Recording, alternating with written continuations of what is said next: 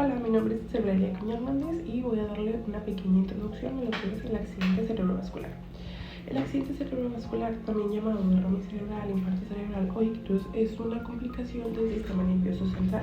Esta se produce cuando se reduce sustancialmente o se interrumpe el flujo de sangre a una cierta región del cerebro. Esto provocando que se le prive al tejido cerebral de oxígeno y nutrientes. Existen dos tipos de accidente cerebrovascular. Estos se denominan como accidente cerebrovascular isquémico y accidente cerebrovascular hemorrágico. A continuación vamos a describírselos de una manera detallada. Soy Fidel Ernesto Soto Valenzuela y voy a hablar sobre los tipos de accidente cerebrovascular. Hay dos tipos de accidente cerebrovascular, el isquémico y el hemorrágico. El isquémico se debe a la formación de coágulos o de placas dentro de los vasos sanguíneos, lo cual interrumpe el flujo correcto de sangre hacia el cerebro y causa un daño en el tejido cerebral. El accidente cerebrovascular hemorrágico se debe al rompimiento de un vaso sanguíneo, lo cual libera la sangre al medio, impidiendo que las células cerebrales obtengan el correcto oxígeno y nutrientes que estos necesitan para desarrollarse. Mi especialidad en laboratorista técnico me ayudó a entender mejor esta parte del tema, debido a que en el quinto semestre vimos la materia llamada serie blanca y hemostasia. Como su nombre lo dice, aprendimos sobre la hemostasia o la coagulación, y esto me ayudó a comprender cuáles pueden ser algunas de las posibles causas de tanto el accidente cerebrovascular isquémico como el hemorrágico. Por ejemplo, la trombosis hereditaria, como el factor B de Leiden y la mutación del gen de la protrombina. Esto ocasiona que haya una mayor cantidad de coagulación dentro del cuerpo. Estas enfermedades podrían provocar un mayor riesgo o un riesgo más alto de que se produzca un accidente cerebrovascular isquémico, ya que en estas enfermedades los coágulos se producen cuando no hay algún defecto, cuando no hay algún daño que se deba de reparar. Estas dos enfermedades intervienen en la coagulación secundaria y en la coagulación terciaria, haciendo que sea más difícil de controlar, ya que son enfermedades hereditarias o genéticas.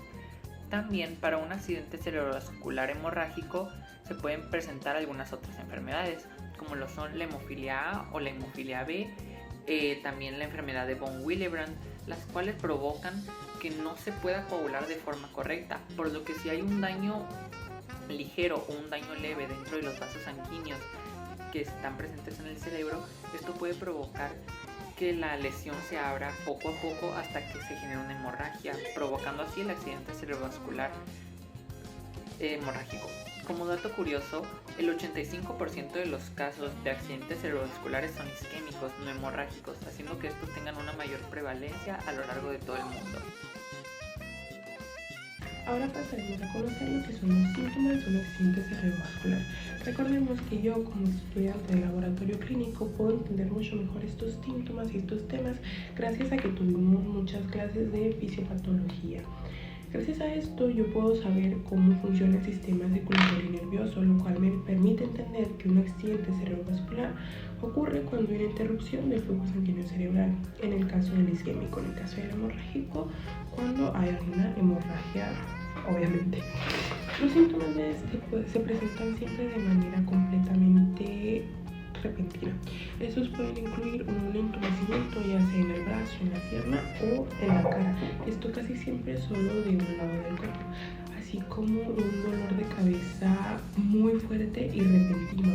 También la dificultad para ver en uno o ambos ojos de manera repentina, y también la confusión en el habla, ya sea para hablar o entender el habla.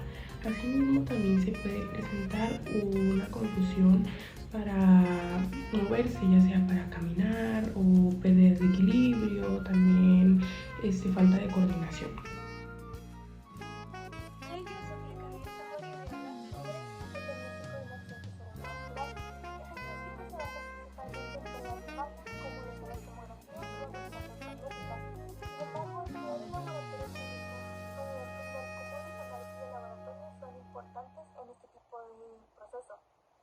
Por ejemplo, los análisis de laboratorio nos permiten identificar causas o factores de riesgo que pudieron haber provocado el accidente cerebrovascular.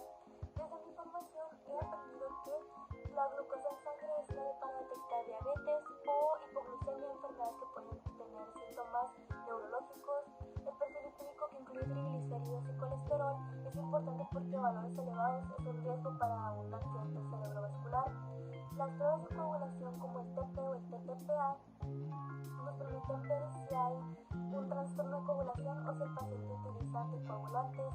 También se revisan las plaquetas porque de igual manera valores anormales pueden ser un riesgo de sangrado y un hemograma completo identifica anemia, infecciones u otros factores que pueden ser influyentes en este tipo de eventos.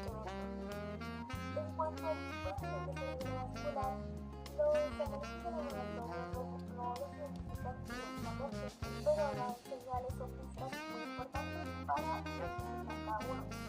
Un accidente cerebrovascular isquémico da datos como deshidratación, alteraciones en el colesterol e hiperglucemia. En cambio, un accidente cerebrovascular hemorrágico da datos como alteraciones en la coagulación y en el conteo de plaquetas.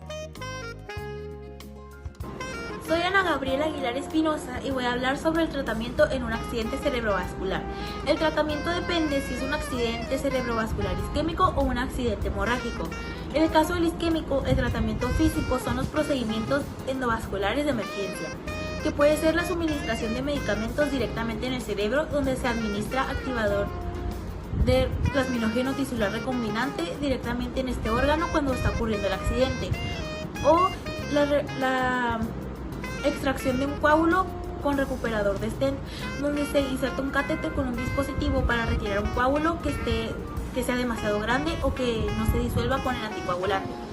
En el caso del hemorrágico, al ser causado generalmente por un aneurisma, se recomienda un clipaje quirúrgico, donde se pone un pequeño clip en la base del aneurisma para evitar el flujo sanguíneo hacia este.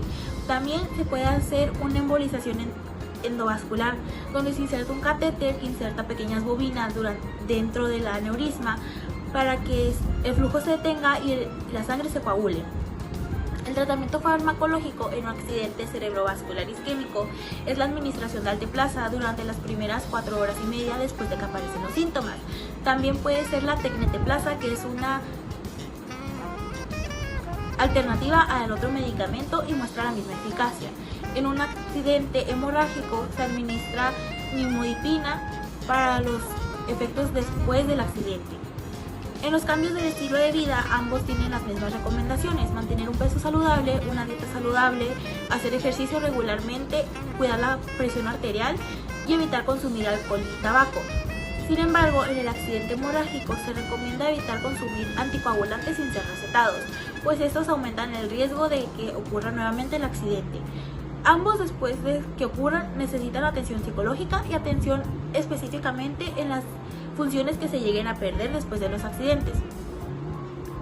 En la especialidad, en los submódulos toma de muestra y banco de sangre, hemos visto cómo funcionan los anticoagulantes y estas materias me han ayudado a entender el tratamiento, pues yo sé que los anticoagulantes aumentan el riesgo de un accidente hemorrágico si se consumen automedicados y no son por la prescripción de un médico. Soy Abigail Hernández Salas y hablaré sobre la prevención del accidente cerebrovascular. Como estudiante de laboratorio clínico, mi especialidad no solo se trata en el diagnóstico de enfermedades, sino también en la prevención activa de problemas graves como lo es el accidente cerebrovascular. A través de los análisis clínicos puedes detectar a tiempo varias alteraciones que muchas veces no llegan a presentar síntomas, ayudando a intervenir antes de que se desarrollen complicaciones. Esta labor es importante para promover el estilo de vida saludable y el autocuidado. Los estudios de laboratorio, como lo son el perfil lipídico, la glucosa en sangre, la hemoglobina, la función renal y hepática, entre otros, ayudan en identificar factores de riesgo como lo son el colesterol elevado, la hipertensión, la diabetes o enfermedades cardíacas, que si no se llegan a controlar aumentan la probabilidad de sufrir un accidente cerebrovascular. Al detectar estas condiciones de manera temprana, es posible tomar decisiones informadas para mejorar tu salud. El laboratorio también apoya mucho el estilo de vida saludable, ya que permite llevar un seguimiento de quienes sí decidieron mejorar sus hábitos. Lo que es una alimentación balanceada, el mantener un peso saludable, el hacer ejercicio al menos 30 minutos al día, evitar el consumo de alcohol, el tabaquismo también, controlar la diabetes y controlar la presión arterial son pilares fundamentales para la prevención de un accidente cerebrovascular. Todas estas acciones pueden ser reforzadas con datos confiables proporcionados por un laboratorio clínico que permiten medir el progreso y poder ajustar el tratamiento cuando sea necesario. Por ello yo creo que mi especialidad de laboratorio me ha ayudado mucho no solo en diagnosticar enfermedades, sino también en educar a otras personas, apoyarlas y poder prevenir varias enfermedades que he visto en varios módulos pasados. También puedo empezar a tener más responsabilidad sobre mis hábitos y lo que es la acción temprana. Ahora las complicaciones que puede causar un accidente cerebrovascular. Estas complicaciones pueden ser ya sea en la fase aguda o a largo plazo después de haber tenido un accidente cerebrovascular. En primer lugar tenemos el edema cerebral. Esta es una inflamación del cerebro la cual aumenta la presión intracraneal. Esto puede causar un deterioro del nivel de conciencia o incluso llegar a la muerte. Ahora las convulsiones. Las convulsiones son muy comunes tras un accidente cerebrovascular, especialmente si este fue hemorrágico. Estas son causadas por una irritación del tejido cerebral que fue dañado. Después tenemos las infecciones. Las infecciones se pueden dar ya sea neumonía por aspiración o infecciones urinarias, las cuales se dan por las zonas vesicales que se hayan aplicado. Estas se reflejan casi siempre en leucocitosis o proteína C reactiva en los análisis de laboratorio. Después tenemos la trombosis profunda o TVP.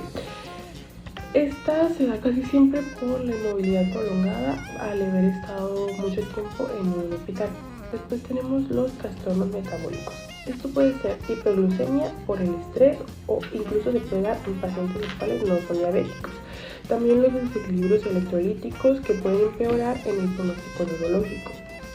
Ahora, unos que son muy comunes son los trastornos del habla, la movilidad y la cognición. Estos se pueden dar ya sea como disartría, afasia, hemiplegia o demencia vascular.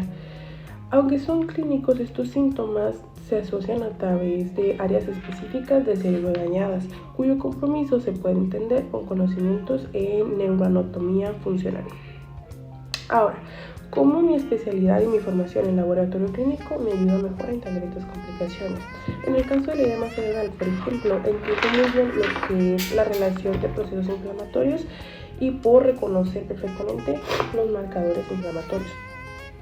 También, en el caso de las infecciones, por ejemplo, puedo interpretar un leucograma, puedo interpretar un PCR, hemocultivos, etc. En el caso de los trastornos metabólicos, también el haber aprendido a analizar perfiles bioquímicos, ya sea como la glucosa, electrolitos o gases arteriales, me ayuda a entender de mucho mejor manera. Mi nombre es Odette Lucía Ramírez Pérez y a continuación la prevalencia del accidente cerebrovascular. El accidente cerebrovascular es la tercera causa de muerte en todo el mundo. Esto afecta a millones de personas y se estima que cada año más de 15 millones de personas sufren de un accidente cerebrovascular. El accidente cerebrovascular es una de las principales causas de discapacidad y mortalidad en adultos. Su mayor prevalencia se encuentra en países desarrollados debido a factores como la edad avanzada y la presencia de enfermedades crónicas. El aumento en países en desarrollo es debido a cambios de estilo de vida y la adopción de hábitos no saludables. Algunos factores de riesgo pueden ser la diabetes, debido a que es una de las enfermedades que ha aumentado en los últimos años. También otro factor puede ser la hipertensión, debido a que es una enfermedad que no muchos se han tratado y diagnosticado con especialistas de la salud. La edad también puede aumentar el factor de riesgo de un accidente cerebrovascular. El estilo de vida, como una mala alimentación, el no hacer ejercicio y el tabaquismo, es influyente en el accidente cerebrovascular. Para concluir, el laboratorio clínico me ha ayudado a identificar cuáles enfermedades crónicas pueden ayudar a causar enfermedades tales como el accidente cerebrovascular. Me ha ayudado a tener una retroalimentación de conocimientos de todas las enfermedades que son más prevalentes en México. Una de estas, el accidente cerebrovascular, debido a que México es uno de los principales países con sobrepeso y obesidad en el mundo. Esto se debe al estilo de vida que se puede llevar y causar el accidente cerebrovascular. Eso sería todo de mi parte. Muchas gracias.